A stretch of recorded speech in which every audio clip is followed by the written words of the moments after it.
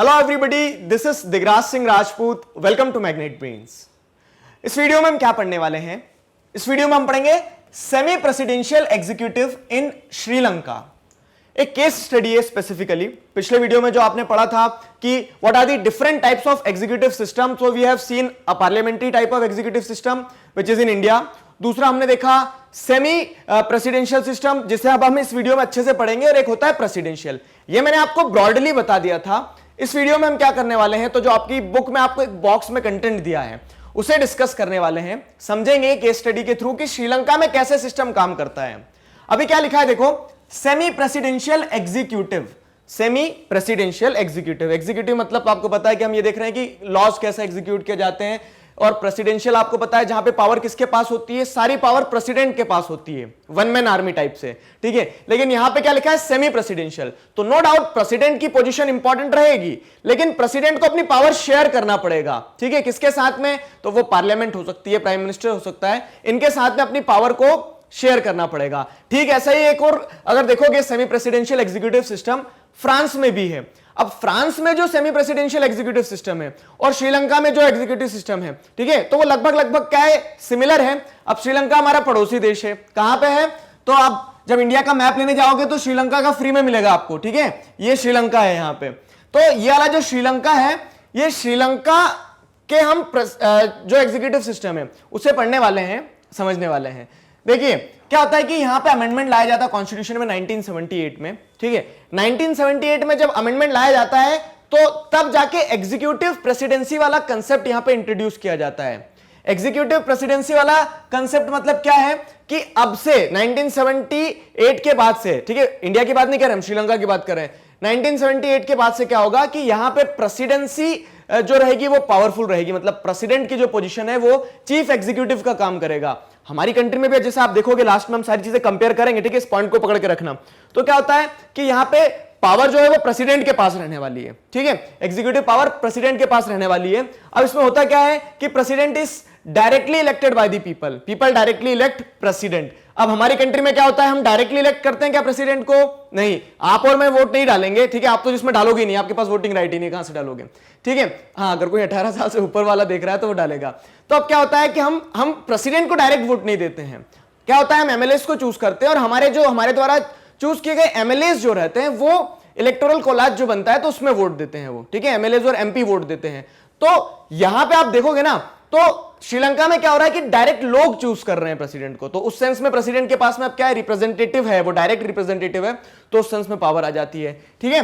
लोग क्या करते हैं, प्रेसिडेंट को इलेक्ट करते हैं। अब इनके यहां सिस्टम क्या होता है पता है, तो मॉडिफाइड कंटिंजेंट वोट सिस्टम होता है। मॉडिफाइड कंटिंजेंट वोट सिस्टम क्या होता है, तो वो कुछ हद तक सिमिलर होता है इंडिया में, जैसे आप प्रेफरेंशियल वोटिंग करते हैं ना, कि वोटर से कह दिया जाता है कि 5 नाम है, आपको टिक करना है। तो आपने पहले 5 नाम थे, ठीक है, जैसे 5 नाम में आप क्या ले लो, ए बी सी डी और ई, ठीक है। तो अब आपने क्या करा, डी को फर्स्ट प्रेफरेंस दे दी, और इस तरह से सबको प्रेफरेंस दे दी, इसको सेकंड प्रेफरेंस, इसको थर्ड, इसको फोर्थ और इसको फिफ्थ प्रेफरेंस दे दी। तो अब क्या होता है कि जो इंसान 50% वोट ले लेगा सब में से, जैसे नीचे वाले को हटते जाएंगे। अब अगर मान लो कि सबको 10-10% मिले थे तो ए को हटा दिया हमने, फिर उसके बाद में क्या होगा, वोट जो है वो डिस्ट्रीब्यूट हो जाएंगे। तो जिस तरह से आपने देखा है कि सिंगल ट्रांसफरेबल वोट सिस्टम जो काम करता है इंडिया में, इंडिया के प्रेसिडेंट के इलेक्शन में, तो कहीं ना कहीं डायरेक्ट इलेक्शन होने के बावजूद भी इस तरह से श्रीलंका में क्या होता है, वोटिंग होती है, इस तरह से वोट दिए जाते हैं, ठीक है। मैं थोड़ा सा आपको डिटेल में बताते जा रहा हूं, चीजें समझते चलना। तो लोग जो है वो प्रेसिडेंट को इलेक्ट करते हैं। प्रेसिडेंट को इलेक्ट करने के बाद में प्रेसिडेंट क्या करता है, प्राइम मिनिस्टर को इलेक्ट करता है। प्राइम मिनिस्टर को प्रेसिडेंट कहां से इलेक्ट करेगा, तो श्रीलंकन पार्लियामेंट जो है, ठीक है, वो अलग अलग, जैसे आप देखोगे तो 22 प्रोविंसेस जो है उसमें डिवाइडेड है 22 कॉन्स्टिट्यूएंसीज में, और उसमें से क्या होता है 225 मेंबर ऑफ पार्लियामेंट आते हैं श्रीलंकन पार्लियामेंट में। अभी जो 225 मेंबर ऑफ पार्लियामेंट आ रहे हैं, तो इसी में से ये जो इतने मेंबर ऑफ पार्लियामेंट आए हैं, तो इनमें से किसी एक इंसान को प्रेसिडेंट जो है वो इलेक्ट कर लेते हैं प्राइम मिनिस्टर की तरह। अब वो प्रेसिडेंट की इच्छा, ठीक है, प्रेसिडेंट की इच्छा, या फिर आप समझ लो कि प्रेसिडेंट जिस पार्टी से इलेक्ट होकर आया उसी पार्टी के इंसान को वो इलेक्ट करेंगे, ठीक है। तो अब देखो यहां पे पॉसिबिलिटी क्या होती है, एक चीज मैं बताता हूं बड़ी इंटरेस्टिंग, कि प्राइम मिनिस्टर, ऐसी सिचुएशन डेवलप हो सकती है कि प्राइम मिनिस्टर किसी और पार्टी को बिलोंग करे, ठीक है, और प्रेसिडेंट किसी और पार्टी को बिलोंग करे। तो दोनों अलग अलग पार्टी को बिलोंग करेंगे ना, तब क्या होंगे, उनके बीच में एक तरह से आप देखोगे फ्रिक्शन देखने को मिल जाएगा आपको। ये फ्रिक्शन की जो कहानी है, तो अगर आप लोगों ने जो कॉम्पिटिटिव्स की तैयारी कर रहे हैं खास करके, ठीक है, न्यूज फॉलो की होगी अगर, तो 2018 में जैसे जो मैत्रीपाल सिरिसेना और क्या कह सकते हैं अभी जो प्राइम मिनिस्टर है महिंदा राजपक्षे, उनके बीच में जो कन्फ्लिक्ट चला था, ठीक है, फिर उसके बाद में क्या होता है, रेनिल जो प्राइम मिनिस्टर बने थे, तो रेनिल के हारने के बाद में, मतलब रेनिल नहीं हारे, कौन जीत गया था फिर प्रेसिडेंशियल इलेक्शन में, महिंदा राजपक्षे के भाई जीत गए थे, जो अभी प्रेसिडेंट है वहां के।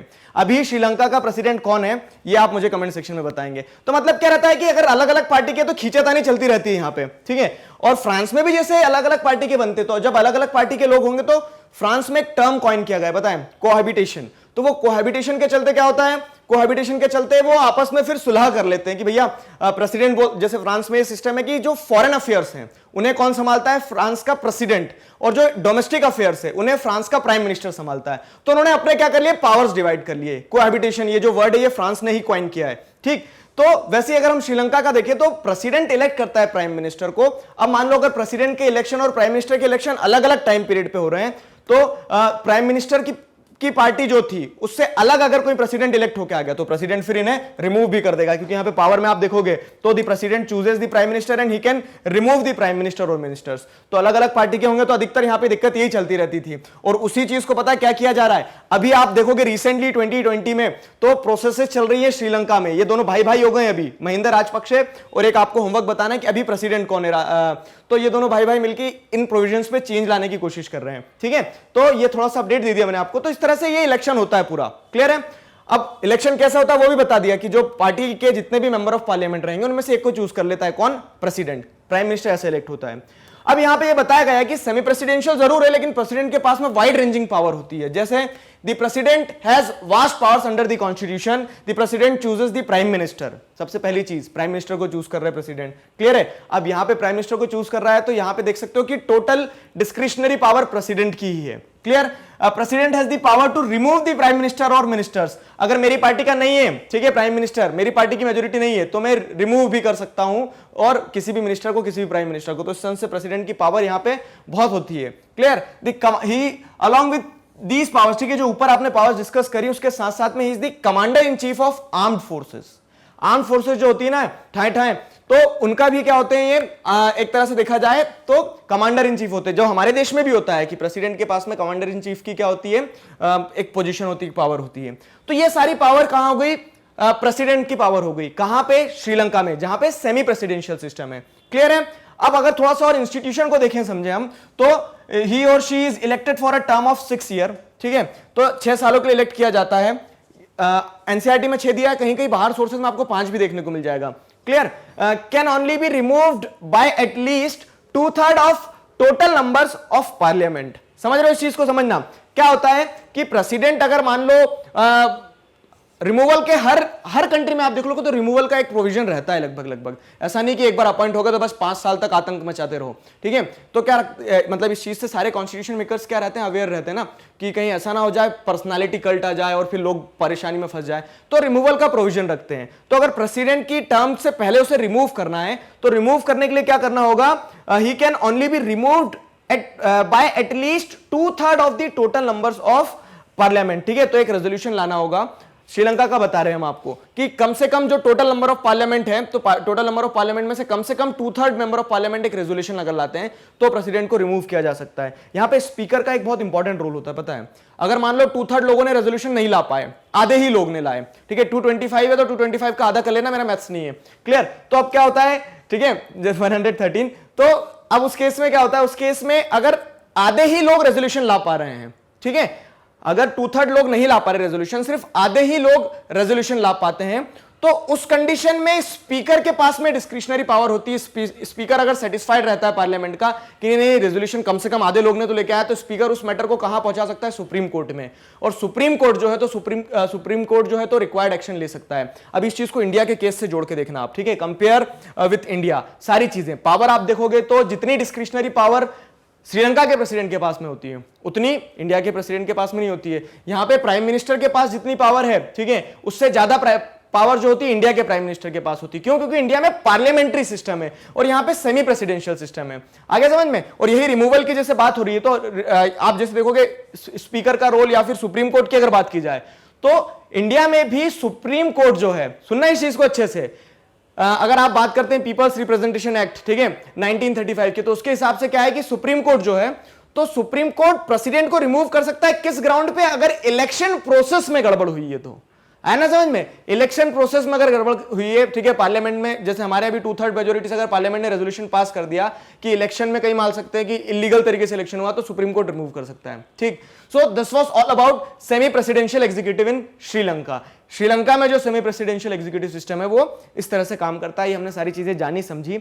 इसी के साथ हमारा जो टॉपिक है ये कंप्लीट होता है। I hope you enjoyed it. सारी चीजें आपको समझ में आ गई है। ये रेफरेंस के लिए हम आपको हर चैप्टर में देखने को मिलेगा ऐसे, ठीक है। अभी आप आगे जैसे और भी चैप्टर पढ़ोगे, लेजिस्लेचर वगैरह, तो जो चैप्टर है उसकी थीम, अब जैसे यहाँ पे एग्जीक्यूटिव सिस्टम थीम है, तो आपने एक केस स्टडी पढ़ ली, आया ना समझ में? ऐसे आपको हर चैप्टर में एक केस स्टडी मिलती जाएगी। अब नेक्स्ट वीडियो में हम देखेंगे कि इंडिया में कौन सा सिस्टम है। आप बोलोगे सर पता है हमें, क्या? Parliamentary executive system. तो उसे हम समझने वाले हैं कि वो किस तरह से काम करता है। फाइन, किसी प्रकार का डाउट है, feel free to ask in comment section. Magnet Brains पर इसी तरह से क्लास 4th से क्लास 12th तक सभी सब्जेक्ट्स, चैप्टर्स, टॉपिक, सब टॉपिक, सब कुछ सिस्टमेटिक वे में वीडियो लेक्चर्स के फॉर्मेट में अवेलेबल हैं, जिन्हें आप बहुत आसानी से पढ़ सकते हैं, समझ सकते हैं। और सबसे मजेदार बात क्या कि सारे वीडियो लेक्चर्स जो हैं फ्री ऑफ कॉस्ट अवेलेबल है। जी हाँ, अपने जूनियर्स और सीनियर्स को जरूर बताइए मैग्नेट ब्रेन्स के बारे में। मिलते हैं नेक्स्ट वीडियो में अगले टॉपिक के साथ। Till then stay connected, keep learning. Thank you very much.